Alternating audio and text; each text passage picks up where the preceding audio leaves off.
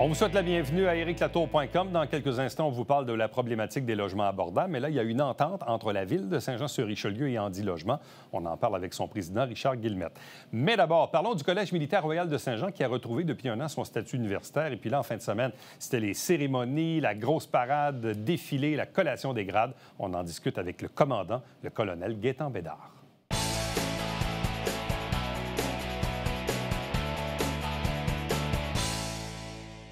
Il y avait de l'activité au cours des derniers jours dans l'entourage du Collège militaire royal de Saint-Jean. D'une part, il y avait des cérémonies, mais cérémonies auxquelles le public était enfin convié après 2 ans de pause, avec la collation des grades, grand défilé, parade. Et tout ça coïncide parce que, rappelez-vous qu'il y a à peine un an, on parlait de ce retour de statut universitaire à cette entité qui est le Collège militaire royal de Saint-Jean. On reçoit avec nous aujourd'hui le commandant du collège, le colonel Gaétan Bédard. Bonjour et bienvenue. Bonjour. Vous êtes en poste depuis quoi, à peine un an? Ça va faire un an à la fin juin. Mais vous connaissez bien la région. Je connais très bien la région pour avoir, premièrement, passé comme élève officier dans ma première année dans les forces, de 94 à 95. Et puis, je suis revenu de 2016 à 2018 pour commander l'École de leadership et recrues des Forces canadiennes. Donc, si je ne me trompe pas, si vous étiez ici au collège en 94, c'était tout juste avant la fermeture? C'est ça. J'ai eu le temps de faire un an complet lorsque ça l'a fermé en 95 et j'ai été transféré à Kingston avec le reste des élèves officiers à ce moment-là. Qu'est-ce que vous retenez de cette expérience-là quand vous étiez ici à Saint-Jean en 94? Bien, écoutez, c'est une excellente expérience. C'était ma première exposition aux Forces canadiennes, à part un cours de 7 semaines en Colombie-Britannique qui avait précédé notre arrivée à Saint-Jean. Donc, j'en garde d'excellents souvenirs comme première expérience. Oui. Et d'être aujourd'hui le commandant de cette institution-là que vous avez vous-même fréquentée comme élève officier, qu'est-ce que ça vous fait aujourd'hui? Qu'est-ce que ça vous résonne? Bien, écoutez, premièrement, c'est un honneur que les Forces canadiennes me donnent cette opportunité-là de commander le CMR de Saint-Jean.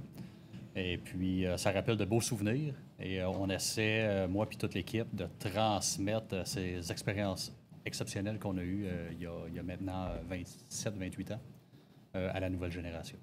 Qu'est-ce qui a changé entre le collège de 94 que vous avez connu et celui que vous dirigez aujourd'hui?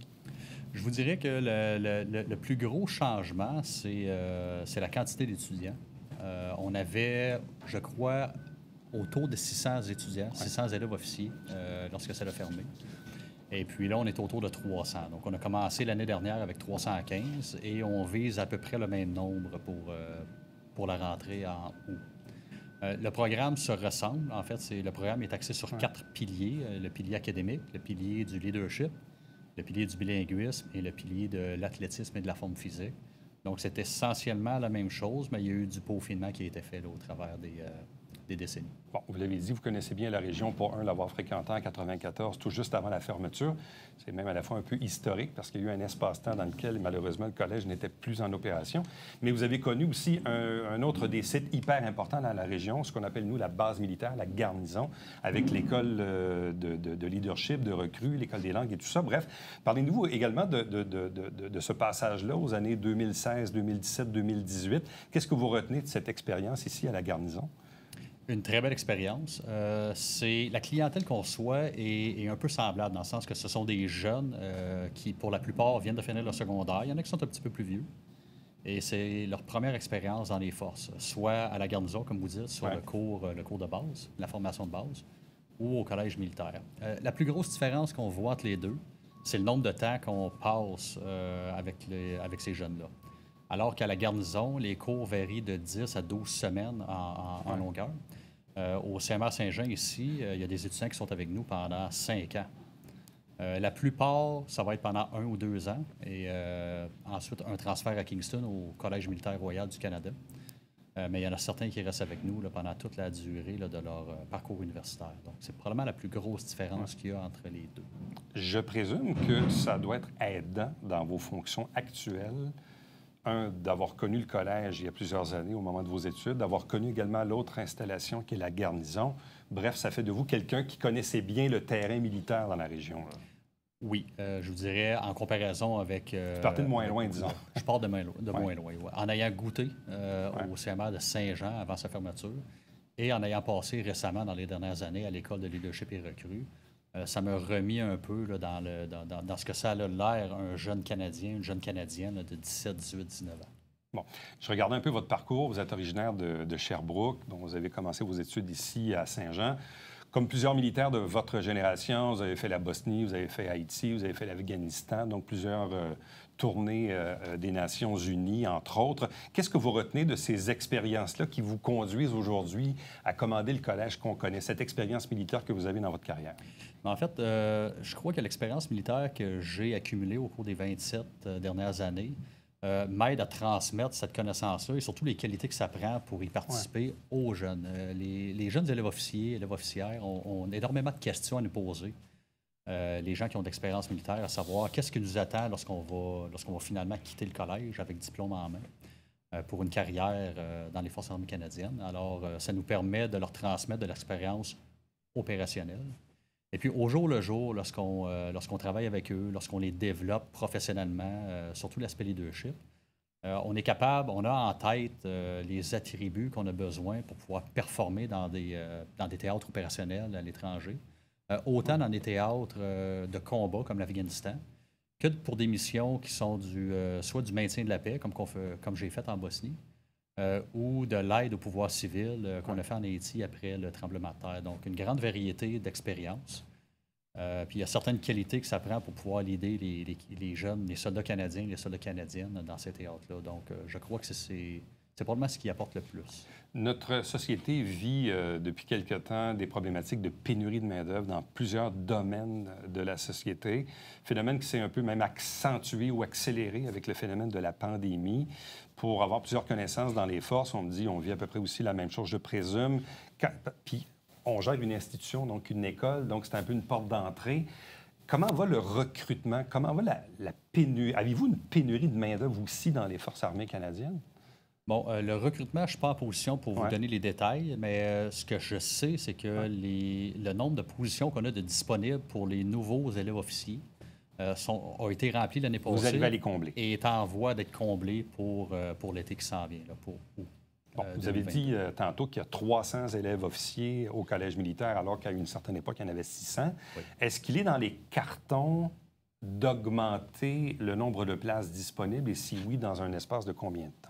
Absolument. En fait, les places disponibles dans l'état actuel des choses, donc nos infrastructures nous permettraient de monter jusqu'à environ 415 élèves officiers au collège militaire. La raison pourquoi on n'est pas là présentement, c'est qu'on a juste un diplôme universitaire de disponible, qui est le baccalauréat en études internationales. Ce qui fait en sorte qu'on est limité dans le nombre d'élèves officiers qui vont rester avec nous pour les 3 dernières années du programme. Il existe 20 programmes universitaires de disponibles dans les 2 collèges militaires, donc à Saint-Jean et à Kingston. Kingston a 19 programmes et on n'en a qu'un seul. Donc, ce qui fait en sorte que nos élèves officiers, lorsqu'ils doivent choisir un programme, la plupart vont transférer à Kingston, tout simplement pour une question d'offre. On est en train de développer un 2e programme universitaire et on vise l'année scolaire 2024-2025 pour son implémentation. Donc, on espère que dans un an d'ici, on ait plus d'étudiants qui restent pour les 3 dernières années de leur parcours universitaire. Et à ce moment-là, on pourrait potentiellement grimper à plus de 400 élèves officiers? Je ne sais pas si avec 2 programmes, on va grimper à 400, mais éventuellement, lorsqu'on va développer un 3e programme, on n'est pas rendu là présentement. Avec un 3e programme, on devrait s'approcher de notre capacité maximale. Bon, je le disais en introduction tantôt, il y a un an, presque jour pour jour, on parlait de l'étude du projet de loi 93 à l'Assemblée nationale du Québec pour redonner le statut universitaire du Collège militaire royal de Saint-Jean, qui était à l'époque, dans les années 80-90, considéré un peu comme la 8e université au Québec. C'était un peu un fleuron de la région. Bon, le collège a fermé, le collège a rouvert. On a reparti ça tranquillement, pas vite. Mais en quoi cette reconnaissance de statut universitaire, qu'est-ce que ça vient changer dans vos opérations ici même à Saint-Jean? Bon, ce que ça vient changer, c'est que, écoutez, en 2019, je ne me souviens plus de la date, à l'époque, le ministère ou le ministre de l'Éducation a donné un droit, nous a octroyé le droit de donner un diplôme universitaire, qui était notre diplôme en études internationales. Mais ce droit-là venait d'un droit spécial accordé par le ministre et non de nous-mêmes comme université indépendante. Depuis juin 2021, donc on va bientôt célébrer le premier anniversaire de notre retour, comme vous l'avez dit, là, de notre reconnaissance universitaire, Ce qu'on peut faire maintenant, c'est qu'on peut développer nos programmes sans avoir ce besoin d'avoir un droit spécial pour donner notre diplôme. Donc, depuis un an, on peut, comme n'importe quelle université au Québec, développer nos propres programmes. On peut créer des partenariats avec d'autres universités au Québec, des universités canadiennes. On est plus indépendant du point de vue de notre recherche universitaire. Donc, si ça répond à votre question, c'est ce que ça nous amène comme différence par rapport à l'an dernier. C'est une plus-value importante. C'est une plus-value très importante pour nous. Bon. Je le dis aussi en introduction tantôt, il y a eu de l'action en fin de semaine, vendredi et samedi, la collation des grades devant le public, grand défilé, parade, il a fait beau en plus, bon, un peu chaud, mais il a fait très, très beau. Vous avez eu aussi de la visite de dignitaires. Donc, parlez-nous un peu de cette fin de semaine quand même assez effervescente parce que ça faisait 2 ans qu'on n'avait pas beaucoup de public, malheureusement, pour assister à ces belles cérémonies. Donc, parlez-nous un peu de ce qui s'est passé vendredi et samedi. C'est ça. Il y a eu 2 grands événements. Vendredi, il y a eu la collation des grades, où notre invité d'honneur était la vice-première ministre du Québec, Mme Guilbeault, et puis notre chancelière. Donc, vous devez savoir que la chancelière des 2 collèges militaires est, par défaut, la ministre de la Défense nationale, l'honorable Anita Anand. Donc, elle était là, présente vendredi, pour donner les diplômes à 19 élèves officiers, ainsi que 9 sous-officiers qui ont reçu un certificat en études internationales. Donc ça, c'était essentiellement l'après-midi de vendredi. Samedi, c'est ce qu'on appelle la parade de fin d'année. Alors que vendredi, on célèbre l'obtention du diplôme universitaire, samedi, on célèbre la fin de ce qu'on appelle le programme de formation des officiers de la régulière, qui est un programme dans lequel on a 4 piliers. J'y ai touché légèrement plus tôt. Donc, le pilier académique avec l'obtention du diplôme, le pilier de la forme physique, le pilier du leadership ainsi que le pilier du bilinguisme. Donc ça, c'est ce qu'on a fait samedi et ça s'est fait sous la présidence d'honneur du chef d'état-major de la Défense, le général Eyre. Donc, pas mal de visites. Le public est au rendez-vous. Oui, on est présent des kayaks aussi. Il y avait des parachutistes. Bref. Oui. On estime la présence d'entre 400 et 500 visiteurs de l'extérieur qui sont venus tout simplement voir nos élèves officiers célébrer la réussite du programme de formation des officiers de la régulière. Et puis oui, on a eu les Skyhawks. Ils sont venus vendredi faire quelques sauts d'essai qu'on a ouverts au public. Et puis samedi, la parade s'est terminée avec une équipe des Skyhawks qui sont atterris sur le terrain de parade avec le drapeau canadien ainsi que les drapeaux des escadrons. Donc, le retour des beaux jours. Le retour des beaux jours. Colonel Bédard, merci beaucoup. Bonne chance à vous dans la continuité de vos fonctions. Merci. Ça fait plaisir. Merci à vous. Restez avec nous. On vous revient tout de suite après ceci.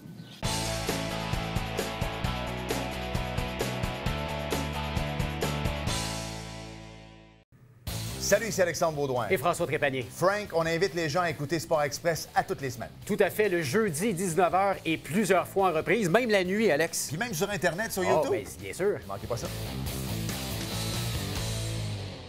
Mesdames et messieurs, bon matin et bienvenue à votre télé-bingo sur les ondes de télévision du Haut-Richelieu. Vous aimeriez jouer au bingo dans le confort de votre foyer? C'est possible. Tous les dimanches matins, 9h30, à la télévision du Haut-Richelieu, maintenant en haute définition au 609. Pour vous procurer les livrets du Télébingo, c'est facile. Consultez la liste de nos 30 dépositaires au www.tvhr9.com.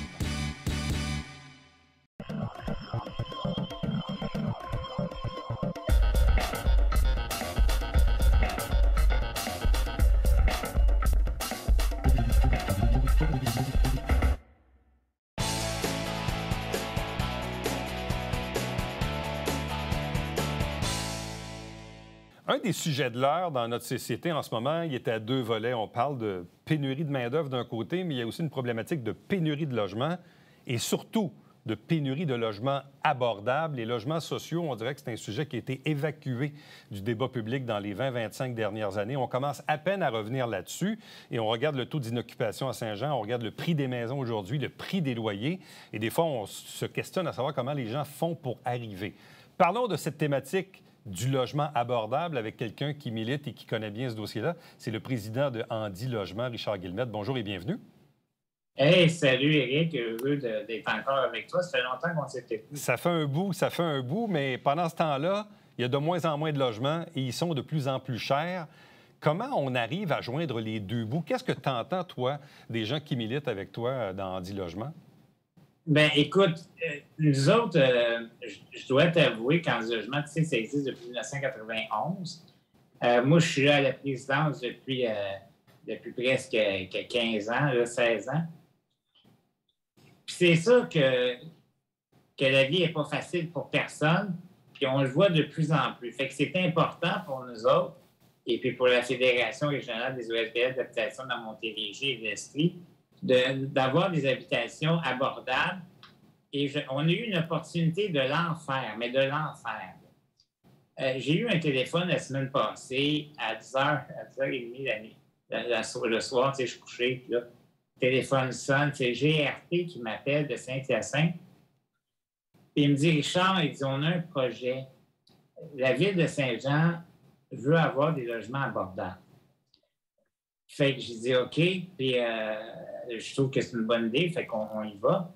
Il dit oui, mais on voudrait que ce soit vous autres qui deveniez porte-parole qui allez gérer le projet. Fait que j'ai dit, bien écoute, puisqu'on est là, puis on est bon dans ce qu'on fait, puis on va le faire. Fait que tout de suite, d'emblée, on a embarqué dans le projet, puis on espère avoir le projet, puis on espère que ça va aider la communauté de Saint-Jean, parce qu'on le voit bien à Saint-Jean, il y a de plus en plus de pauvreté. Tu sais, aujourd'hui, Éric, tu le sais comme moi, un salaire moyen, là, il y a soit des riches, soit des pauvres. Tu sais, il y a plus de, on dit qu'il n'y a plus de juste milieu, là. Fait que, tu sais, mais pour embarquer dans le projet, j'ai demandé une chose, qu'il y ait des logements accessibles pour les personnes en situation de handicap. Aussi. Ça fait... Ben oui, parce que ma spécialité est bien plus là que dans le logement social. Je comprends. Ou que dans le logement abordable. Ma spécialité, c'est d'aider les personnes en situation de handicap à vivre le plus normalement possible dans un pays comme le Canada, en comme le Québec. Depuis son élection, la nouvelle mairesse, évidemment, c'est une de ses engagements forts de ramener du logement abordable. On avait dans une autre émission en entrevue le député Louis Lemieux aussi, là, qui travaille dans ce dossier-là avec la mairesse. Donc, on sent qu'il y a une volonté politique d'aller de l'avant. Quelle est la nature de l'entente que vous avez, là, la Handi Logement, avec la Ville de Saint-Jean? Écoute, comme je te le disais tantôt, j'ai peut-être été un peu brouillon dans ce que je te disais, mais j'ai eu un appel à 10h30 du GRT Saint-Hyacinthe qui me disait, on a un projet clé en main, est-ce que vous voulez vous en occuper? J'ai dit oui, la commande était de qui? La commande était du bureau de la mairesse. Donc, là, j'ai dit, OK, on parle vraiment d'un projet à Saint-Jean? Oui. Fait que l'entente qu'on a, c'est que si les projets sont acceptés par Québec, la Ville va nous donner 3 terrains pour mettre les trois projets. Un projet, un terrain, tu comprends? Donc, un immeuble par projet, par terrain. Est-ce qu'on sait à quel endroit sont situés ces 3 terrains-là en question? Pour l'instant, on le sait, mais pour l'instant, je ne pourrais pas te le dire, OK? Parce qu'on aime mieux attendre là, que le projet soit accepté. Moi, ça m'étonnerait qu'il soit refusé. En tout cas, les 3 ne peuvent pas être refusés, ça n'aurait pas de sens. Dans une communauté où il y a pratiquement 100 000, je pense qu'on est arrivé à 100 000, là, si je ne me trompe pas. Oui, en fait, on parle de juillet là, pour le fameux 100 000. Ouais. Bien, écoute, ça ne se peut pas qu'on n'ait pas un projet. Il nous en faut au moins un. Puis, on parle de combien de logements potentiellement dans ces projets-là? Si on a les 3 projets, on va avoir 77 logements. 77. Ça fait une grosse affaire. Bien, écoute, il faut bien commencer quelque part. Il n'y en aura jamais assez. Un logement abordable, ça veut dire quoi dans les faits? Est-ce qu'on est dans une structure de HLM comme on les connaissait? Est-ce qu'on est dans une autre genre de structure? Bref, écoute, qui paye quoi, au fond, là? C'est bien que tu m'en parles, parce que dans la demande, moi, j'ai demandé qu'il soit financé à 100 %. Mais tantôt, j'ai parlé à la mairesse au téléphone, puis elle parle de logement abordable. C'est sûr que moi, quand j'ai finalisé la demande, dans ma demande, on avait écrit financement à 100 %. Parce que je pense que c'est ce qui peut le mieux aider la population. Mais bon, on va voir, peut-être qu'il va en avoir 50 % de financé. Tu comprends? Non. C'est pas clair encore tout ça, Éric. Bien, tu sais, moi, il y a 25-30 ans, quand je faisais des entrevues sur les HLM, ce qu'on disait grosso modo, c'est qu'il faut que le loyer corresponde à 25 % de tes revenus. Oui, bien c'est ça. Quand on demande un financement à 100 c'est ce que ça veut dire. Ça veut dire donc un logement qui coûterait 25 des revenus.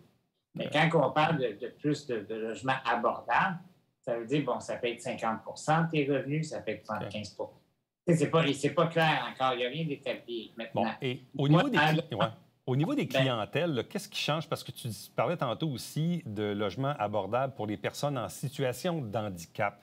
Quelle est la nuance en termes de besoins d'installation, de coûts de location? Pose-moi bien ta question, je comprends mal. Donc, je répète, autrement dit, tu disais tantôt, on parle de logements abordables, mais aussi d'avoir des logements abordables pour des personnes en situation de handicap. Quelle est la différence? Bon, dans les plans, là, je vais te dire quelque chose. Dans les plans de l'architecte, il n'y a pas d'élévateur dans les immeubles, dans les 3 immeubles. Okay. Parce qu'à la base, je pense qu'on n'avait pas pensé aux personnes en situation de handicap. Mais puisque le projet est tombé sur ma table, bien, moi, je n'ai pas le choix. Moi, je fonctionne avec ça. Fait que je dis, bien, au moins, tous les rez-de-chaussée devront être accessibles. Ça veut dire tous les logements. Le coût n'est pas supérieur, Éric. Ça ne coûte pas plus cher un logement accessible ou un logement pas accessible. Dans un logement accessible, ce qu'on fait, c'est qu'on baisse ses comptoirs, on baisse les boutons de lumière, on arrange ça que ce soit... Bien, ça ne coûte pas vraiment plus cher. Là. Parce qu'on ne parle pas d'élévateur, il n'y aura pas... Les étages ne seront pas accessibles. Juste les planchers, juste les rez-de-chaussée. Fait que, dans le fond, ça ne coûtera pas vraiment plus cher au contribuable. Là, vous pensez avoir des nouvelles dans combien de temps par rapport à ces projets-là? Aucune idée. C'est dur, hein? J'ai aucune idée. Il y a des élections au Québec? Bien, c'est ça que... Ouais. Écoute, j'ai aucune idée. Moi, je te dis, on est confiant, on pense qu'on va en avoir au moins un des 3. D'ailleurs, on a été les premiers à déposer les projets, Éric. On a été les premiers au Québec. Puis on est bien assisté par le GRT puis par la FROM, là, tu sais. Fait que je suis pas inquiète sur... Puis le financement, si j'ai pas été assez clair, on a vraiment demandé dans notre demande que le logement soit financé à 100 Ce que ça veut dire, les loyers coûteraient à peu près 25 des revenus, comme un achat. Autre dossier, Richard, tu as fondé en 2012 un organisme qu'on appelle le Mouvement citoyen handicap Québec, ce qui fait de toi l'un des porte-paroles. Vous êtes quelques-uns, mais tu fais partie de ces porte-paroles qu'on voit ou qu'on entend souvent à la télé, à la radio, sur les médias sociaux aussi, blogs, etc. Qu'est-ce que c'est au juste comme organisation? Le Mouvement citoyen handicap Québec, son but et son objectif, c'est de défendre et promouvoir les droits des personnes en situation de handicap. Parce que, tu sais, la situation des personnes handicapées au Québec, c'est une situation qui est méconnue, puis c'est une situation qui, malheureusement, c'est méconnu. Puis les gens qui le vivent dans une déchéance totale. C'est pas des blagues, là. Une personne en situation de handicap se voit souvent être obligée d'habiter en CHSLD, puis se voit contraint à la pauvreté absolue, là. Tu sais, il y a du monde qui pense qu'il y a des argents spéciaux pour les personnes handicapées. C'est pas vrai, il n'y en a pas de budget spécial. Les personnes handicapées qui sont réellement inaptes à l'emploi, bien, ils reçoivent de l'aide sociale. Fait qu'à cause de ça, ils vivent sous les mêmes contraintes qu'une assisté sociale. Fait que nous autres, on défend ces droits-là. Puis naturellement, on motive beaucoup le gouvernement aussi à octroyer du maintien à domicile plus performant. Puis d'ailleurs, tu vois, ça commence à fonctionner parce que c'est de plus en plus... il y a de plus en plus de budget. Tu sais, j'ai plein d'exemples, là. Mais tu as vu, je ne sais pas si tu as vu Jonathan Marchand à Québec. Oui. On était derrière ça, évidemment. On était à Québec avec Jonathan. Puis Jonathan, aujourd'hui, qui est une personne qui a la dystrophie musculaire, qui a une trachéo, donc qui respire avec un appareil, vit aujourd'hui en appartement. Ce gars-là est en CHSLD avant. Mais grâce aux actions, puis grâce à l'ouverture du nouveau gouvernement, parce que je craignais que ce gouvernement-là allait faire comme les autres, mais non, il a fait un peu différent. Il a donné un peu plus de place aux personnes en situation de handicap. Ouais. En terminant, Richard, je te pose la question parce que toi-même, tu le mets sur Facebook de façon occasionnelle. Je te pose la question, comment va la santé? Donc là, je vois que tu vas relativement bien en ce moment, mais on voit sur Facebook, dans tes publications, que tu as certains allers-retours à l'hôpital, infection de nature respiratoire, qui est un peu aussi en lien avec ta condition. Bref, comment ça va en ce moment? Ben écoute, c'est sûr que les 2 ans de COVID, c'était un stress énorme parce que tu sais, un simple rhume peut me tuer. Fait que la COVID m'aurait tué absolument. Fait que je suis resté beaucoup à la maison. Fait que j'ai pas pogné grand-chose. Les défis que j'ai, là, c'est des défis de ma maladie, puis je suis rendu vieux, fait que plus de difficultés à respirer, plus de difficultés à tout faire dans le fond, tu sais. Fait que il y a des hauts puis il y a des bas, Éric. Il y a des hauts puis il y a des bas. Mais on garde le fil. Puis juste te dire aussi qu'au Mouvement sur handicap Québec, on est toujours actif. Là, on prépare un blog, en fait, un podcast qui va être aussi visuel, parce qu'on a un podcast audible. Fait qu'allez nous écouter, c'est le fun. On rencontre des personnes en situation de handicap qui vous racontent leur vie. Et là, cet été, on fait ça visuel. Ça va être filmé avec toute une équipe de tournage. Et écoutez, on rencontre plein de gens intéressants, des athlètes paralympiques. On rencontre aussi une personne qui fait de l'assistance sexuelle. On n'a jamais vu ça à la télé, là. Jamais. Attache-toi-tu qu'on vous parle de sexe. On va terminer l'entrevue là-dessus. Merci, Richard. Merci beaucoup. Hey, merci. À la prochaine. Mouvement sur handicap Québec. Salut, Éric. Salut. Reste avec nous. On revient tout de suite après ceci.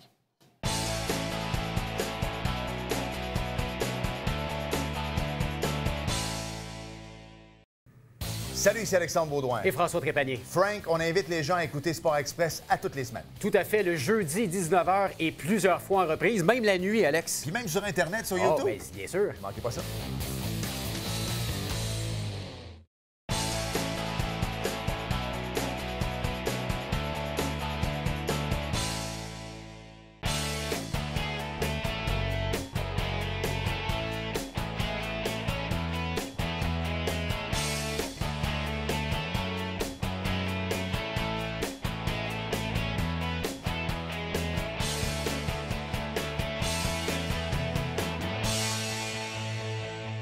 Nous assistons à la naissance d'un nouvel organisme dans la région, Boulodrome des Deux-Rives. Qu'est-ce que c'est? C'est en prévision de l'achat de ce complexe par la Ville de Saint-Jean pour y installer, entre autres, de la pétanque intérieure. Donc, si vous avez de l'intérêt, pensez à ça, Boulodrome des Deux-Rives.